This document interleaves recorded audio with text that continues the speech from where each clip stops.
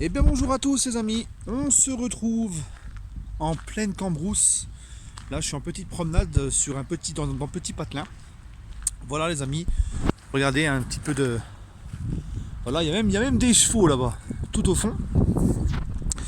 Donc en fait les amis, on se retrouve pour une vidéo parce que je vois beaucoup de choses dans la presse qui sort en ce moment sur un éventuel arrivée de De Réa au Paris Saint-Germain. On va pas se mentir les amis, c'est bien beau De Réa, c'est gentil, c'est mignon, c'est un grand gardien. C'est notamment de lundi soir dans le Let's Football Club, je ne sais plus son nom, hein, un mec qui a sorti ce dossier en disant que le PSG voulait absolument un gardien et était vraiment à fond sur De Réa. Le problème les amis, c'est que De Réa, c'est pas la priorité un gardien en fin de compte au Paris Saint-Germain. Parce que certes, le tribunal arbitral des sports nous a fait gagner face à l'UEFA pour l'enquête du fair play financier en disant qu'on était dans les règles, mais il faut toujours qu'on y reste dans les règles. Donc le Paris Saint-Germain doit quand même si on a un peu les mains moins liées, on se doit de garder de faire attention. Le PSG doit faire tout simplement attention. Et j'estime que la priorité, ce n'est même pas un gardien là. Il nous faut minimum 2 gros milieux de terrain. Il nous faut un gros latéral droit. Il nous faut un très bon latéral gauche qui va venir concurrencer Bernat. Il y a d'autres chantiers en fait. Et déjà rien que 2 gros milieux de terrain, ben les gars ça coûte cher. Donc claquer 70 millions d'euros sur un De Réa ou un 90-100 millions d'euros sur Oblak, c'est pas la priorité les gars. Donc vous me donnez votre avis en commentaire, mais moi j'estime que le mieux pour nous au Paris Saint-Germain, ben je garde Areola et Buffon. Par contre, alors attention avant de me tomber dessus, écoutez bien ce que je vais vous dire. J'inverse les rôles. Je dis à Areola, voilà, t'as les clés. C'est toi le gardien titulaire cette saison. Hein, c'est toi qui est titulaire et Buffon il joue que les coupes. Comme ça, Areola il peut être assuré dans sa tête. C'est important pour un gardien d'avoir l'assurance d'être numéro 1. Beaucoup d'anciens gardiens nous le disent. Depuis qu'il y a cette concurrence entre Trapp et Areola, où on ne sait pas trop qui va jouer le prochain match et tout, ça fait pareil cette saison avec Buffon. Beaucoup d'anciens gardiens vous disent que c'est important en fait pour un gardien de savoir qu'il est vraiment lui le titulaire et qu'il ne faut pas qu'il soit dans le doute. Donc en fait moi je dis à Areola l'année prochaine, c'est toi le vrai gardien du Paris Saint-Germain. Buffon, t'es bien gentil, tu fais les coupes, tu joueras en coupe et en même temps tu serviras toujours de grands frères pour les joueurs du Paris Saint-Germain. Pour Areola, puis pour les joueurs du Paris Saint-Germain aussi dans le vestiaire, par son professionnalisme, etc. etc. Parce qu'on va pas se mentir, je me suis menti à moi-même, moi aussi en début de saison, quand je disais que Buffon était encore un top gardien, on sent qu'au niveau des réflexes et tout, c'est plus ça que ça. Hein, mais on peut le garder en tant qu'éventuel donc deuxième gardien, et en tant que pour que Areola continue quand même de grandir à ses côtés. Voilà.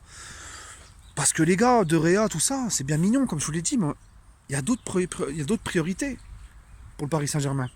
Donc moi, je vais garder Areola. Parce que Areola, on va pas se mentir. Avant, j'avais ce doute sur lui. Je disais tout le temps qu'il était inconstant, qu'il était capable du pire comme du meilleur.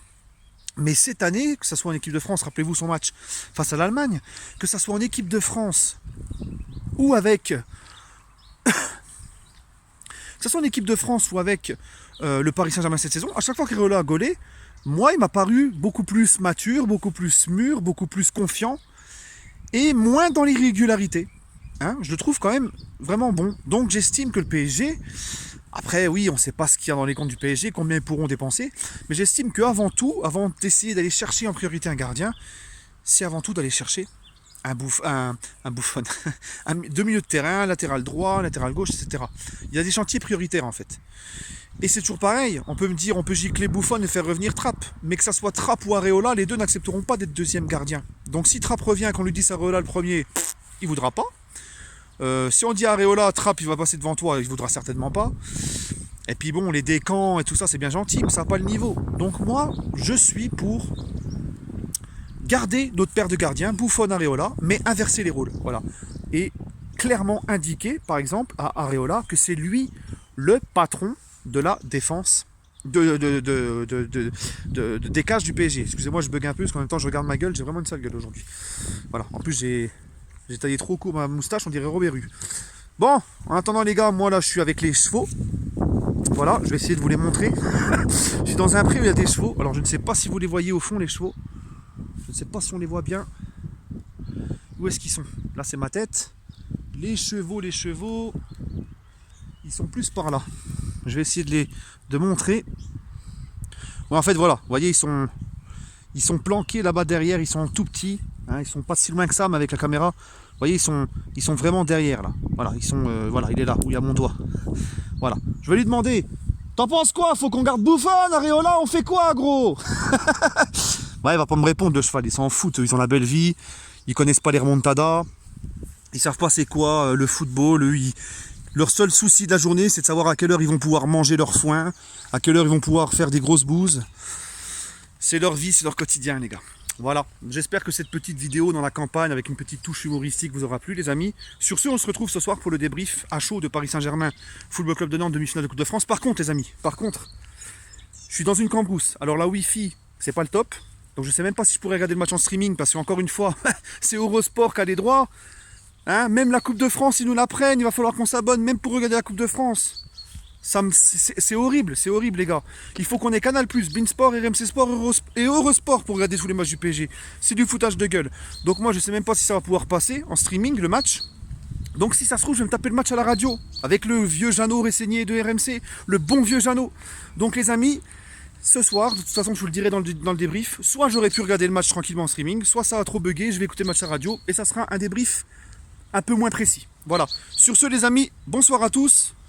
Bonne fin de soirée, bonne fin d'après-midi et allez Paris.